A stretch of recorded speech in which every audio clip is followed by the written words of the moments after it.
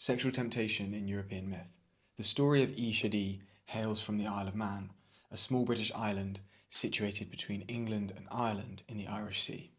The Isle of Man is a self-governing British Crown dependency, meaning it has its own government, parliament and laws, but the UK government is responsible for some areas of policy such as defence and foreign affairs.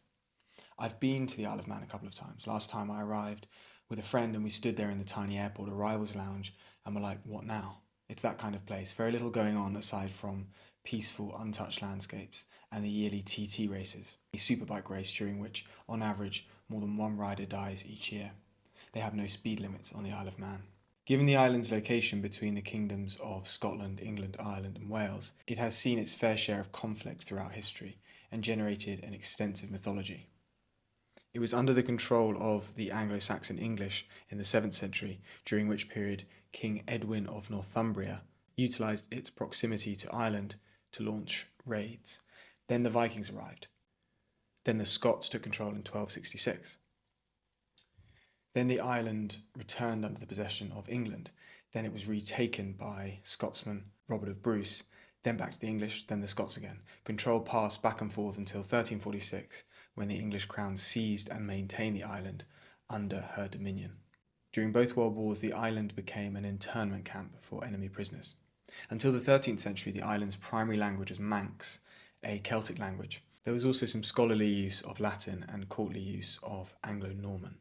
Tourism from the early 19th century led to a decline in the use of Manx. The language is now considered critically endangered. Efforts are ongoing to revive the language, and there are still some fluent speakers. I like such descriptions of languages, like they are rare animals with lifespans, living and breathing organisms, subject to the same stresses of time as any organic being. I'll be exploring the Manx myth Shadi, a story about how integrity and resistance to temptation leads to transcendent and joyous rewards in this life. And I do apologise if I'm pronouncing Shadi wrong. Y-Chadee. I'm taking the version presented in Peter Beresford Ellis's The Mammoth Book of Celtic Myths and Legends. The book has become something of a mythological Bible for me over the last year or so. As a writer, I am inspired by Western European mythology, often repurposing our myths in some shape or form. I find drawing on these ancient stories and archetypes binds me to my ancestors. Exploring our culture's myths creates the strange sense of exploring one's own dreams. Western mythology is enriching. It's like burying your hands in the soil of your ancestors, the soil that provided support and subsistence to your culture, the soil that spawned your very being. What's more, in exploring such myths, you realise the uniformity of story across cultures and times. We are all born of a single psychology, no matter our place or time of birth. Although the stories and the figures within those stories wear different cloaks and masks, they are driven by the same human motivations, moulded by similar feelings and experiences. Shadi. There were two handsome princes, sons of the aging king of Elan Vannin, and their names were Eiscin and Ni Eiscin. Eiscin was the elder of the two. He was fair and upright, like his father. He was also renowned as a brave warrior who was fearless in battle and just in his judgment. All the young women of Elan Vannin admired Eiscin, and many tried to attract his attention, fluttering their eyelids and blushing as he passed by. The story goes on to describe how Eiscin is an upright, serious young man who isn't distracted by such romantic opportunities. He believed in true love, that one day he would meet the woman he would spend the rest of his life with. It feels as if we're about to get something akin to Cain and Abel. Sure enough, we're then introduced to Eiscin's younger brother, Ni Eiscin. Although handsome, he drinks too much, has affairs and gambles. Ni Eiscin is the shadow brother. Etymologically, the name Eiscin symbolises wisdom. This is the good older brother's name.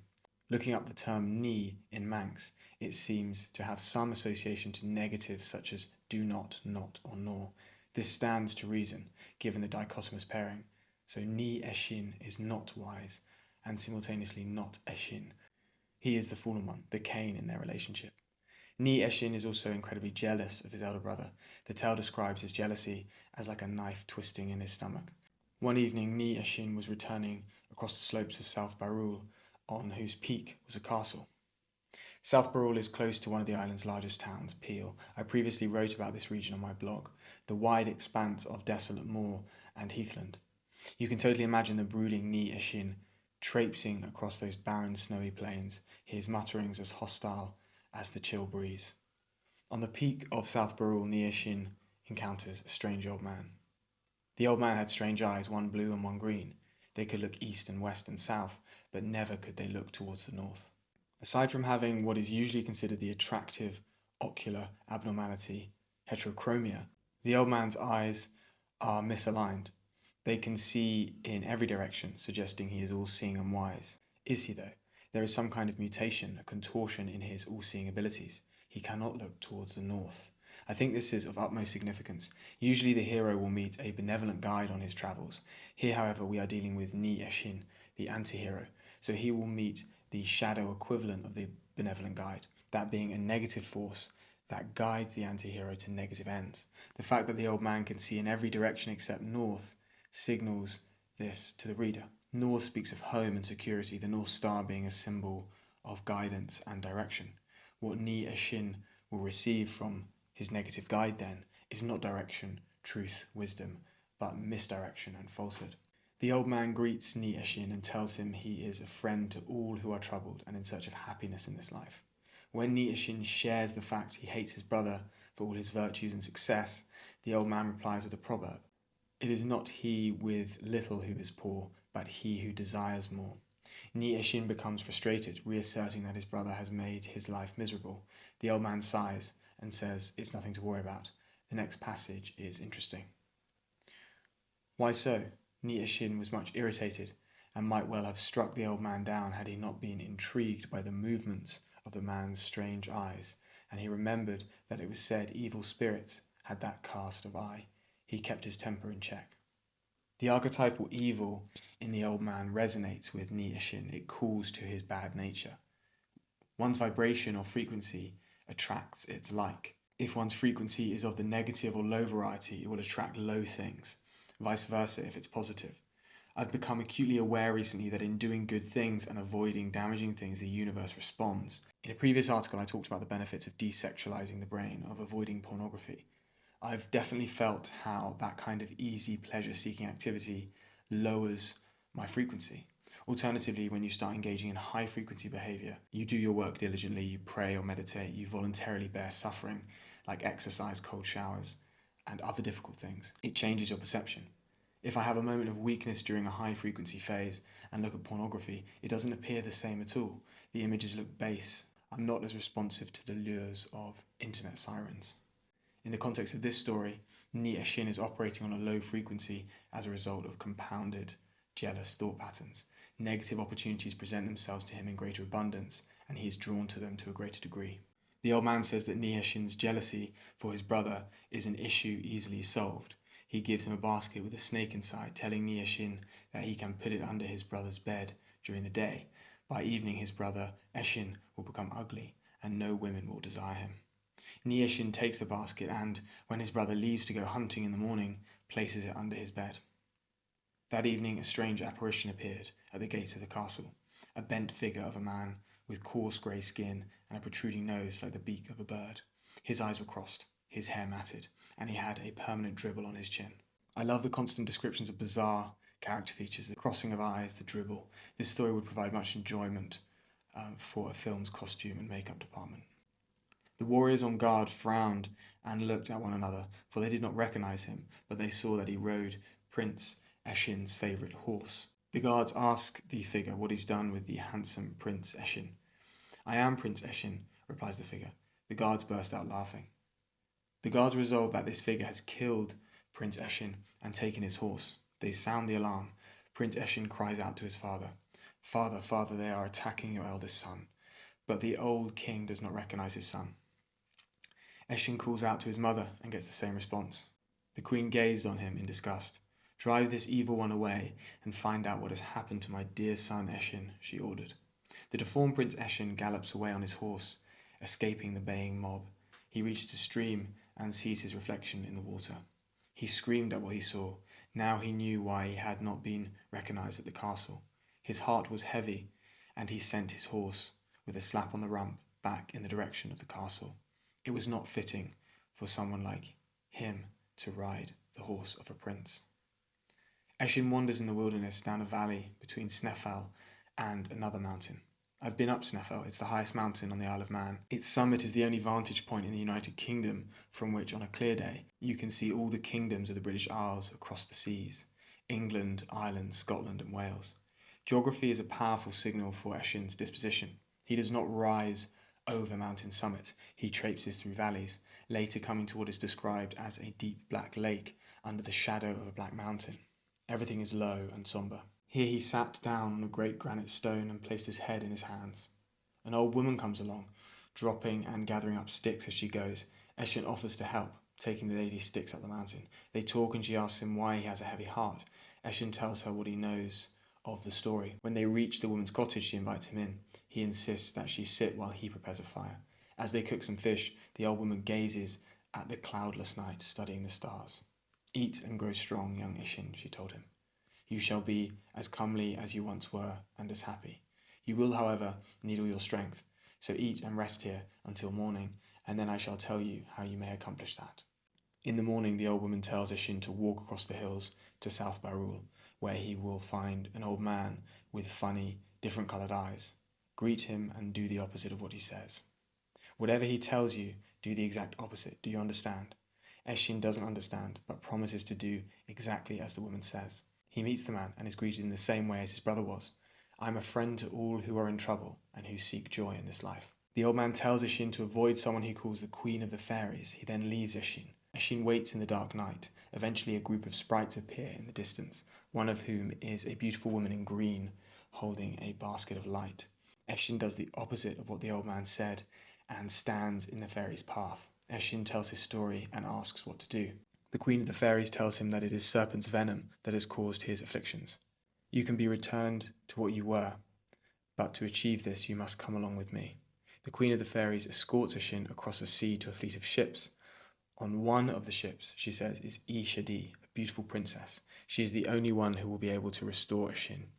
Eshin must enter the Cave of Heroes, seize a magic sword, and look for a pearl that symbolizes Ishadi.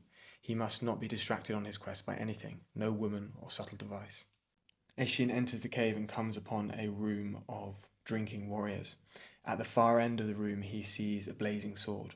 Eshin waits until the warriors have drunk themselves into a stupor and goes for the sword. A raven sounds the alarm, waking the warriors who go to attack Eshin, but the prince is now in possession of the magic sword so no one can harm him. He leaves the room. Eshin goes down a narrow tunnel, finding a chute. The only way to descend is by dint of a rope. Eshin descends into a new hall where warriors drink and eat. Eshin sees the pearl concealed in a candle holder. Eshin is invited to drink, but he says he's after the pearl. The warriors laugh at him, saying it cannot be done. If the pearl is taken, the room will be plunged into darkness, and he will never be able to find the end of the rope to exit back up the chute. Again, Eshin waits until the men fall asleep, takes one end of the rope in his hand, and takes the pearl. The room is plunged into darkness, but Eshin is able to find his way out. Eshin exits through a passage and finds himself in a great hall with hanging tapestries, bowls of fruit, and maidens lying on couches who greet him with shouts of joy, begging him to stay and make love to them. They can make him happier, they say, than all the women he has ever known. The 2021 film adaptation of The Green Knight, a medieval tale from the Arthurian legends, follows the quest of Sir Gawain, a knight of the Round Table. During his quest, Gawain stays at a castle where he encounters the lord and lady. The lady of the castle tempts Gawain sexually. This scene is significant as it tests Gawain's virtue and commitment to his knightly values. The queen's temptation represents a moral and ethical challenge, putting his honour, chastity and loyalty to the test. In the hero's quest, this moment of temptation is crucial. Succumbing to the temptation would signify a failure to uphold the chivalric code, whereas resisting demonstrates growth and dedication to knightly duties. During his stay at the castle, the queen seduces Gawain. Gawain succumbs to her temptations and ejaculates into his sheets. This act is a significant deviation from the original text, but it's an incredibly powerful moment. In the story of Ishadi, Eshin is exhausted and tempted. He momentarily lays down to be pampered, but remembers the advice he had been given and pushes on. Eshin ends up on a seashore and encounters Ishadi. Eshin shares his love for her immediately. "Indeed," she says, "you are a brave man who has overcome every hardship to obtain the Sword of Light and the Everlasting Pearl." Ishadi asks for the sword and pearl, but Eshin promised the Queen of the Fairies he would keep them until she said otherwise. Eshin awakens in the old woman's cottage. He puts his hand in his pocket and finds the pearl. He realizes he is wearing the great sword, so it can't have been a dream. He laments to the old woman that he lost the beautiful lady Ishadi. If he had exchanged the items for her love, he would have remained ugly, says the old woman. Now look, she says. She hands him a mirror and he stares at himself. He is as tall and handsome as ever he had been. The old woman tells Eshin to return to his father's castle and cast the sword and pearl into the ocean in front of the entire court. At the castle, his cruel brother, Ni Eshin, is the only person angry at Ishin's return.